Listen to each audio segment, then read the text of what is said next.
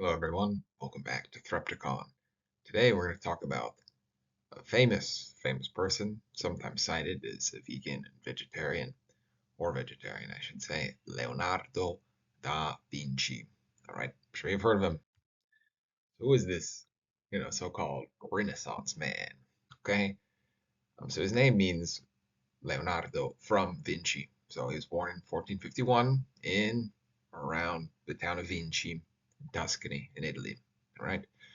So principally what he was a painter. He became an apprentice to a painter, and he worked in Florence, then he moved to Milan, then he went back to Florence, went back to Milan, he was in Rome at some point, and then finally he ended up in France for the last few years of his life. He was also, in his free time, obsessed with learning about science, all right? So he was an amateur scientist, and he left behind several notebooks of scientific observations. Some of them are famous, such as the fact that he declares the sun doesn't move, sort of in anticipation of the Copernican revolution, right? He was also an engineer who designed and invented several devices, some of them benign. He tried to invent a flying machine. Also, he invented a lot of military technology. Um, and then he died in the year 1519 in France. Some of his famous art. You might have seen some of these, such as the Mona Lisa, one of the world's most famous paintings. Personally, I like it. I like it a lot. I think it's fantastic. And then to the left, there's a woman with ermine. So that shows his advanced knowledge of human anatomy, but also animal anatomy. Um, I don't think he saw live ermine, but at this time people were doing all sorts of odd things, dissecting animals even.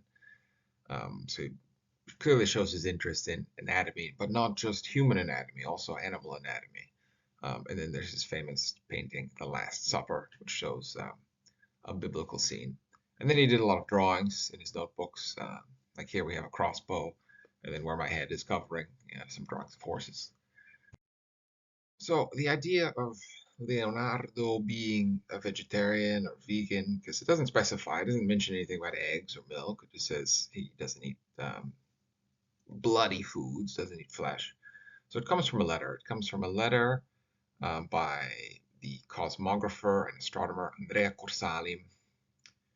And it suggests that Leonardo was indeed a vegetarian because Corsali was a traveler, right? He was traveling around India, and he describes the habits of a local vegetarian group who he calls the Gujarati, which would be the Gujarati people. And Corsali claims these are people who do not eat anything that has blood, so nothing that has blood in it, right? And they refuse to hurt any living being. Like our Leonardo da Vinci, they survive on rice, milk, and other inanimate foods. So I guess I was wrong. They do mention milk here explicitly. So that shows the idea of, like we saw the other day from the 1700s, this like vegetable and milk diet. It became like the lacto-ovo vegetarian diet that people are familiar with. Um, but certainly inanimate foods, and the idea that they're not live, they're not, living flesh, right? Um, but for Corsali, this is a negative thing, talking about the people of India, because he claims it's the reason that politically they weren't autonomous because they weren't this strong military violent culture, right? Thus, he presents the vegetarian diet as an expression of non-violence, and as such, it leads almost inevitably to lack of military success. So that's Corsali's claim. But clearly he's saying, oh, like our Leonardo da Vinci saying, as if everyone knows it, obviously, that's what this guy eats. He's a vegetarian. So that's the evidence a lot of people put forward. Right, and Leonardo talks about these things in his notebooks. He's not explicit. He never declares, "Oh, hey everyone, I never eat meat. I never do this."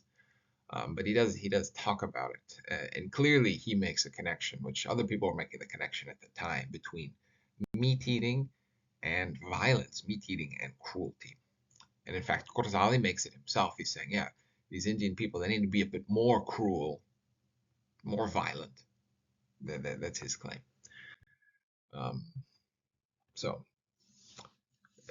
Da Vinci does talk about it from time to time, or Leonardo, I should call him, because Da Vinci isn't really a last name. But anyway, um, he does talk about it. He this is a quote from his thoughts. It's just what's been entitled his thoughts, um, sort of philosophical writings on morality, right? Um, so he's talking to someone here, and he says, "As you have described, the king of the animals, but I would rather say the king of the beasts." So we're talking about human beings, right? And on the left, I put the great chain of beings. So in medieval times and in the Renaissance times, that's how they viewed the universe, right? That there was God, then there were the angels, then there were human beings. Below them were animals. Below them were plants, minerals, and so thus human beings were seen as kind of like the king of the animals. The Bible says things about having dominion over the animals, etc., etc. So humans were viewed as some kind of special animal above the rest, right? And that word animal comes from Latin, just means anything with a soul. So it's kind of a neutral term, but beast, bestia, that's a negative term. That's like a wild, savage beast. So Leonardo is saying, yeah, yeah, a human being is like a beast, nothing else. Um, and then he's accusing this person he's talking to here. Yeah, you're the biggest beast because you killed those little animals, so that you can take the children from the animals to benefit your own gluttony, right?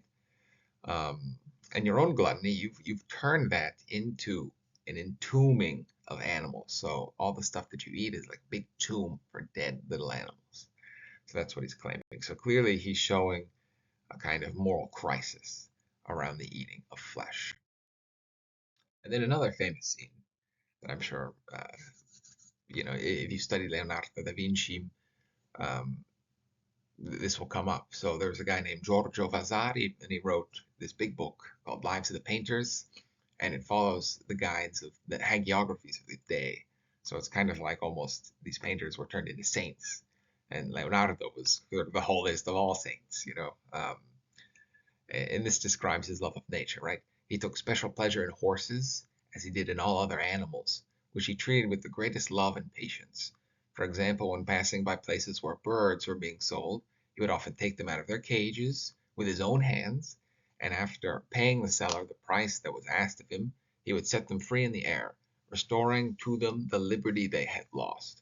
As a result, nature so favored him that wherever he turned his thought, his mind, and his heart, he demonstrated such divine inspiration that no one else was ever equal to him in the perfection, liveliness, vitality, excellence, and grace of his works. So what this is saying is, yes, Leonardo loved nature, and nature loved him back. It was the origin of all of his gifts, was his fantastic, exuberant love for life on earth. So it's kind of like karma. It paid him back. And then I included this poem. It doesn't mention, abstaining from meat, but it just talks about abstinence, temperance, eating less, self-control. So Leonardo, as other authors at this time and people today will tell you, I mean, yeah, yeah, you gotta eat just a little bit, which should make sense. It depends, you know what I mean. But basically saying if you want to be healthy, follow this rule. Don't eat without having appetite, right? Have a light dinner, chew it well, make sure everything's well cooked and simple. Once again, simplicity, and that could be vegetarian food as well. Simple food, beans and grains and fruits and vegetables. That was considered simple food. Complex food would be things like desserts and meats and all that complex stuff. And then he gives other general advice. He's saying don't take medicine, avoid bad polluted air, um, don't drink too much wine, don't drink it outside of a meal. He's saying, I find this very funny, but don't force yourself to go to the bathroom, and don't hesitate, right? Don't wait too long to go to the bathroom. Once again, this kind of golden mean. Um, he also tells people not to exercise too much. He says, make sure it's small movements. That's what he says. Um, exactly. He's saying don't walk around with your head, hanging low. Um, make sure you have a blanket at night. And then he's saying at the very end, avoid lust, and pay attention to your diet. So that's his general advice for being healthy, which is it's interesting because it's very different from people say today. They say exercise hard, sleep, sleep, without a blanket or whatever. But back then he was saying, take it easy on yourself. So here's my conclusion. In the lack of verifiable evidence, the man declaring, I don't eat meat, we don't have that. We have other people saying he didn't, but we don't have him saying it. So I would put him more in the category of vegan or vegetarian sympathizer, right? It's not verified that he practiced a plant exclusive diet. And he must be contextualized. I mean, he lived at the end of the 1400s, the beginning of the 1500s.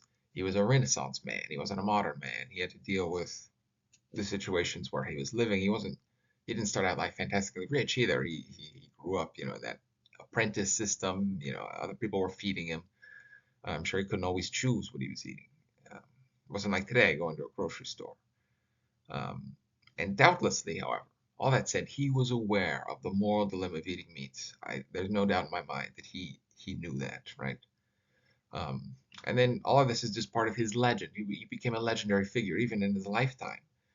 And part of that legend is being peaceful, being nature lover, being a genius. That was his legacy, right? And the idea of doing no harm to animals is just part of that. So here's, the things I quoted. So hope you enjoyed that. Thank you for watching. Have a wonderful day. Bye bye.